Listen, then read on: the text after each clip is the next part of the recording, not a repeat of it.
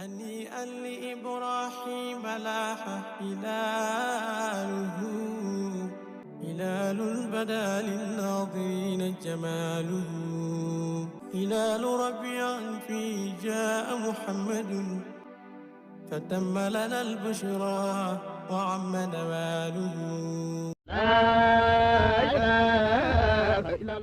asalaamaaleykum wa rahmatullahi wa barakaatuhu yéen talibé yi fu ngeen mën fi nekk di leen wax ne ñun ak yéen dañoo ànd war a liggéey loo xam ne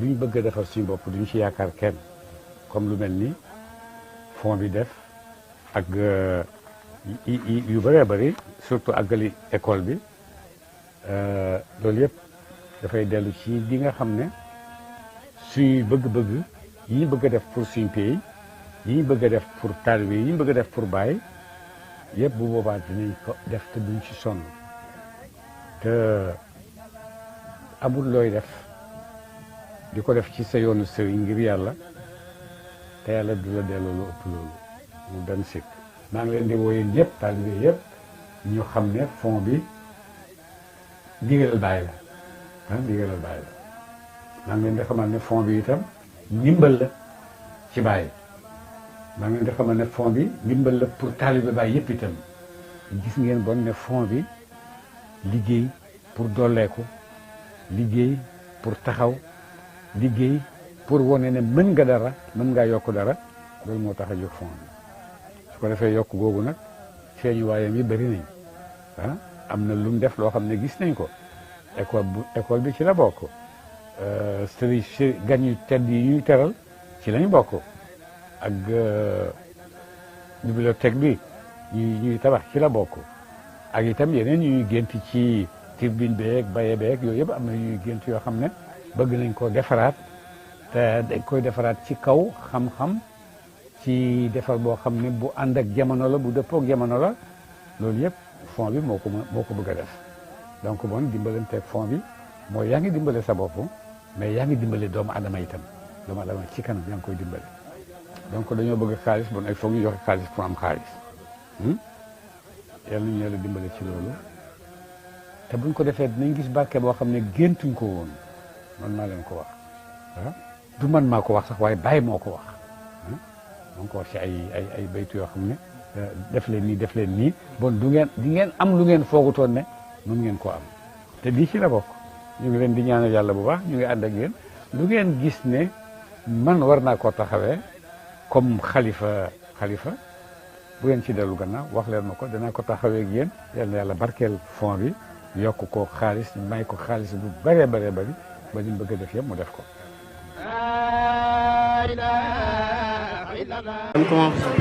Moi, je m'appelle Salmam Abdel Barka, je suis femme de la Mauritanie. Je suis la maman d'une famille de Baye Niass qui est Nazirou.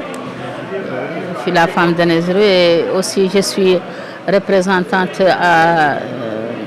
c'est-à-dire le bureau exécutif de Jam'iyat Ansar Din à Nouadhibou. Vous êtes le représentant de Jam'iyat je suis membre du bureau exécutif de la Jam'iyat Ansar Din à Nouadhibou.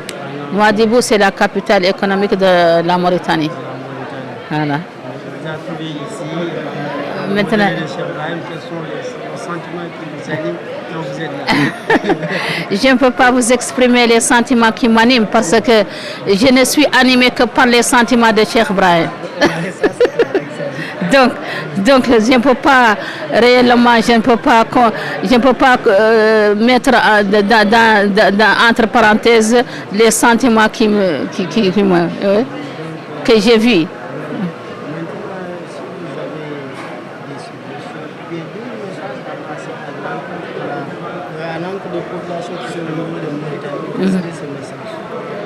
Bon, le message que je peux lancer aux gens de la Mauritanie, que ceux qui sont disciples de Cheikh Ibrahim doivent dire Alhamdulillah Rabbil Alamin. لأن الشيخ il a dit قال إذا رأيتموني فقولوا الحمد لله. Donc c'est l'extrême de ce qu'on peut dire et faire. Bon, ceux qui ne le sont pas réellement, ils doivent si Dieu les veut, ils doivent regarder derrière eux un peu et retourner la caméra derrière sur leur vie et leur façon de vivre. Parce que nous, on avait un exemple déjà sur l'importance que peut représenter. Bon, c'est-à-dire, ce n'est pas l'importance en général, mais quand même, ceux qui ne sont pas disciples, ça peut leur donner un petit éclair sur la valeur de Cheikh Ibrahim, c'est-à-dire les événements. Les événements dans les temps, les gens étaient même contre l'existence et la croyance en Mauritanie de Cheikh Ibrahim. Mais là-bas, dans les temps, moi j'ai vécu ça parce que dans les temps j'étais là à Médine, les gens ont connu réellement, ceux qui ne sont pas disciples, je parle, ont connu réellement la valeur de Cheikh Ibrahim parce que tous les cheikhs, tout le monde ici, c'est seulement chez Cheikh Ibrahim que les gens ont eu refuge.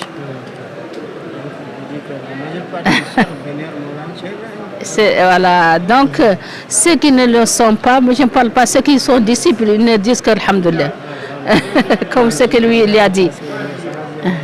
Et ceux qui ne le sont pas, ils doivent regarder derrière eux et voir réellement l'importance que peut. Et voilà aussi quand il y a le Maulid, le Gamou, tu vois comment on traverse.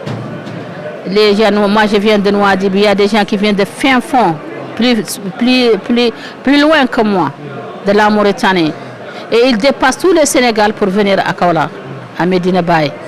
Donc ça c'est quelque chose de très important. S'il n'y avait pas une lumière qui attire ces gens-là, ils ne vont pas venir. Et surtout que la personne, c'est la créature la plus résistante à l'attirance. Vous avez compris? Voilà, elle est la personne la plus résistante à l'attirance. Donc des gens qui sont attirés des fins fonds du Sahara, de la Mauritanie et tout ça, ils viennent ici uniquement pour faire. Quand vous regardez aussi, vous allez voir des grandes dames, des mamans qui ont l'âge de 90 ans, même 90 ans jusqu'à même, ils sont vraiment, c'est pas facile pour se déplacer dans le quartier où ils logent. À plus forte raison, venir des fins fonds de la Mauritanie pour venir ici. My name is Hawa Sulemana. Where are you from? Ghana. Ghana. Speak Hausa. Ni na fito Ghana ne. Ghana. Kuma Sheikh Ibrahim. Sheikh Ibrahim Allah ya ba mu shi ne. Sheikh Ibrahim ya zama mutum mai nauyi, mutumin shirici. Ya ci gado manzon Allah sallallahu alaihi wasallam. Shine Allah ya kawo mu shi, Allah ya fito manzon Allah asken shi ya kawo cikin mu bakace. Kuma mun gode Sheikh Ibrahim ba wasa ba, Allah ya bashi mu kuma mun yarda kaman Allah shi ya ba Sheikh Ibrahim, shi ne ya kawo mu mun zo mu yi mishi ziyara, ya kira mun zo mu yi mishi ziyara. Sheikh Ibrahim ba wasa bane, kowa mun ba Sheikh Ibrahim gaskiya. Allah ya kawo mana shi asken babba, Allah ya kawo shi bai karewa sai duniya ya tashi. Kullum yana kara wani, kuma hasken na yana ka da bai kai haka ba, yanzu ya wuce ya yi yawa. Abinda Allah ya aje bai koma baya, kullum ya kara. Sheikh Ibrahim mun gode. Sheikh Ibrahim Allah ya ba mu shi ne, mutumin kirki ne, bawan Allah, waliyin Allah, shi ne ya ci gadon manzon Allah sallallahu alaihi wasallama. Sheikh Ibrahim ba abin wasa bane, shi yasa mun gode Allah kamar yadda Allah ya ba mu Sheikh Ibrahim. Mun gode Allah da ya ba mu Sheikh Ibrahim, kuma mun zo kullum mun zo mu yi ziyarar shi. Mu da mun gode Allah. Sheikh Ibrahim bawa Allah ne, wali Allah ne, aske ne Allah ya kawo muna. Mun gode cikin bakacen mutane, mun gode Allah, mun gode Sheikh Ibrahim ba wasa ba. Shi yasa mu da mun yarda kamar Sheikh Ibrahim wali Allah ne, Allah ya kawo shi ya ba mu. Mun gode Allah, mun gode Allah. Sheikh Ibrahim ba wasa ba, kai da kayi wasa da Sheikh Ibrahim bai da kyau.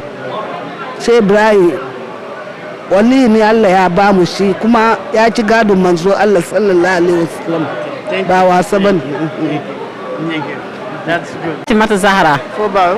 maa ngi bàyyeekoo Kayar.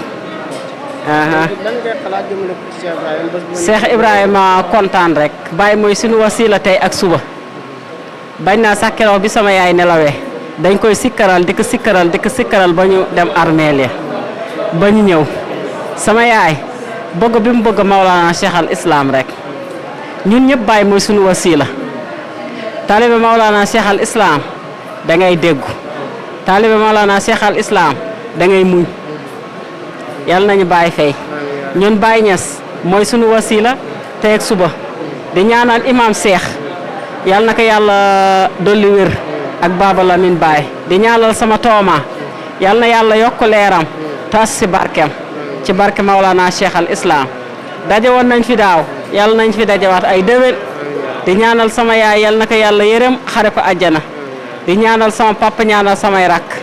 salaamaaleykum yaa booy tur bi naka la. salaam Awa Badiane. fan nga bawoo. maa ngi jógee ba Gambie. yaa ngi jógee ba Gambie ñu fekk la ci bërëb Maulana Cheikh Ibrahima ban yëg-yëg ngay am boo ñëwee bërëb bi. yëg-yëg bi daal xanaa kontaane ak yëg lu métti suma xol bi waaw ndax ñun xamuñ kenn du Maulana lañ xam ndax moo xotti suñu xol yi dugal fa loo xam ne moo ñu xam loo yàlla ba ñu miin tey at bu nekk ñu ñëw fii ndax tey léegi mut na ñetti fukki at man bu may ñëw di suñ fii te at bu nekk dama bëgg di ñëw te may ñaan yokkute rek waaw ndax luñ gis ci Maulana moo ñu jalal nañu lu bari jalal nañu ñu mun a daw si ba ñu mun a ñaan si fii ndax won nañu lu bari gis nañ lu bari waaw. salaamaaleykum tur bi. Waaleykum salam. Fatmata Touré. Fatmata yibbota mun to. Mbota Gambia. lan ngay wax ci Maulana Cheikh Ibrahima est-ce que mu lay fekk fii ci bërëb bi ci sos. lan ngay wax ci Maulana Cheikh Ibrahima lan ngay dégg boo nekkee ci bërëb bi.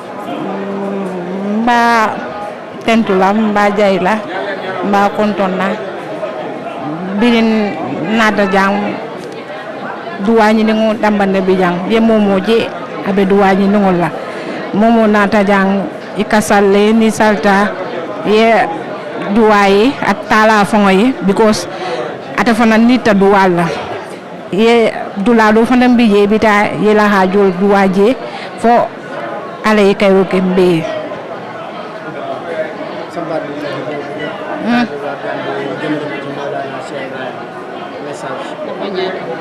ah yalo nta fon be ndema nasiru street to wala yen wakilinde fan kana because la ku jamala ka kay nyala ne la ku jamala fanallo o ba folo mo be ko jamu na dulalti isna dame na duwani dinde.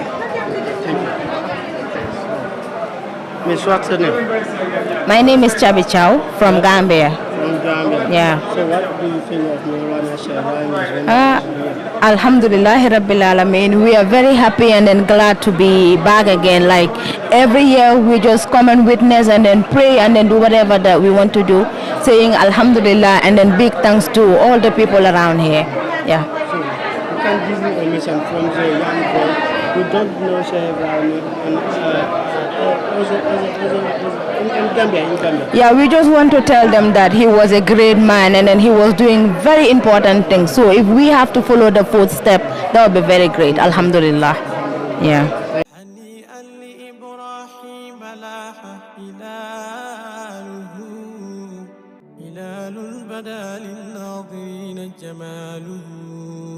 هلال ربيع فيه جاء محمد فتم لنا البشرى وعم نواله.